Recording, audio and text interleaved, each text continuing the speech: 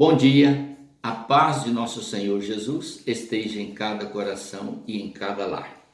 João 1,14, nós temos esta escritura: E o Verbo se fez carne e habitou entre nós, cheio de graça e de verdade. E vimos a sua glória, glória como do unigênito do Pai, ou do unigênito Filho do Pai. Aqui nós temos uma revelação gloriosa. Muitas pessoas não acreditam em Deus. E outras tantas não acreditam que Jesus é o Filho de Deus. E um outro grupo ainda acredita até que Jesus seja um grande mestre, mas não tem nenhuma espiritualidade divina. Somente um homem com a capacidade muito grande de entendimento e de ensinamento. Mas vamos ao que diz a palavra. A palavra diz: e o Verbo se fez carne. No capítulo 1, verso 1 diz: no princípio era o Verbo, e o Verbo estava com Deus, e o Verbo era Deus. Então, o Verbo que estava no princípio com Deus, que era Deus, ele se fez carne para habitar entre nós. Aí é que está a questão. O Deus vivo, santo e eterno estava com seu Filho na formação de todas as coisas. O Filho de Deus despojou-se de sua glória no céu, perante os olhos do Pai, e desceu e se encarnou sob as ordens do Pai. Ele se encarnou e tornou-se um homem como qualquer outro homem, nas suas limitações carnais, mas não nas limitações espirituais, porque na condição espiritual ele continuou sendo Deus. Mas como homem estava propenso ao pecado e à morte, porque com a sua carne ele poderia então morrer. Aqui agora, querido, que está uma parte muito importante. Observe o que diz a palavra, que Cristo associou-se à humanidade pela sua carne, porém não compactuou com o homem no seu pecado, permaneceu santo e puro em sua conduta diária nos 33 anos que ele andou sobre a terra como homem. Ele permaneceu como homem. E isto foi uma escolha dele, por livre e espontânea vontade.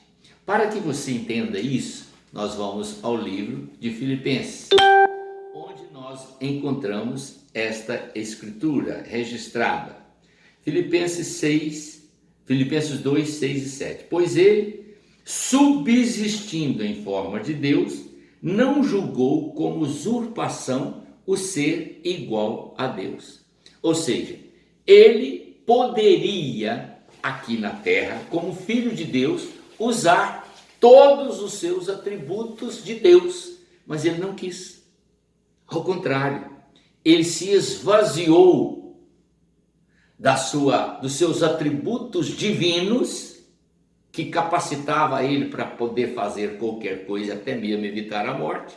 Tornou-se um servo, posicionando junto com os homens, como homem e como servo de Deus. Humilhou-se perante o Pai e perante os homens, permitindo que fosse afrontado, espancado, cuspido, de todas as formas. Ele foi ultrajado.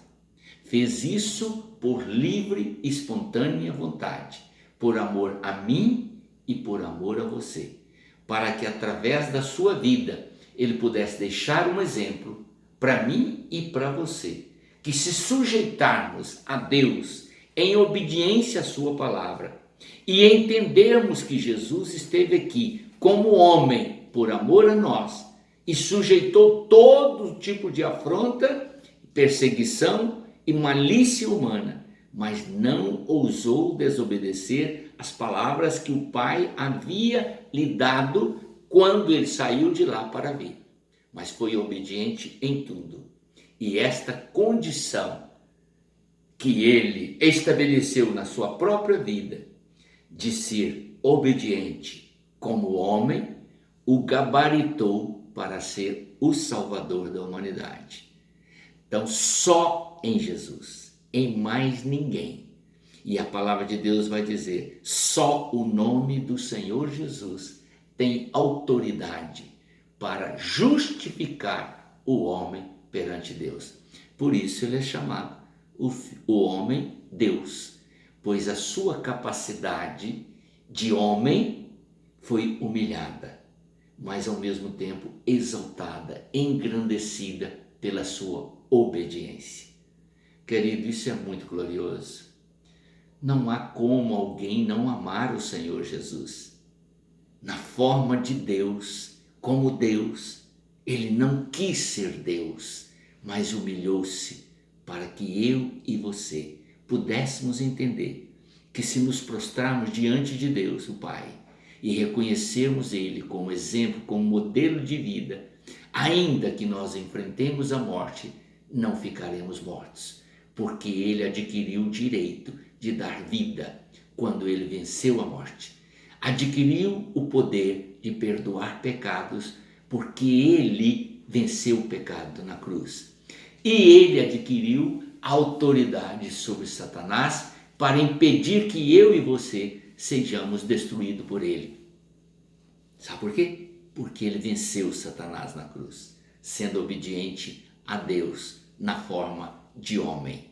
É isso, querido, que você tem que pensar. O Cristo encarnado é o único ser em todo o universo com autoridade e poder para te dar a vida eterna.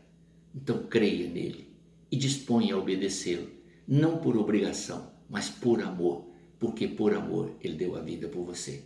Amém? Vamos orar.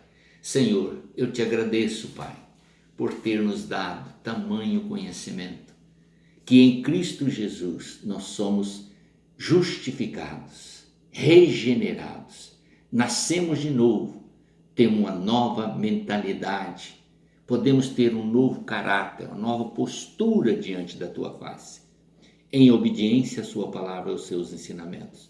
Por isso, ó Deus, dispõe os ouvintes a crer que este Jesus que se encarnou é o teu Filho amado, aquele a quem devemos ouvir todos os ensinamentos e cumprir para a glória do teu nome.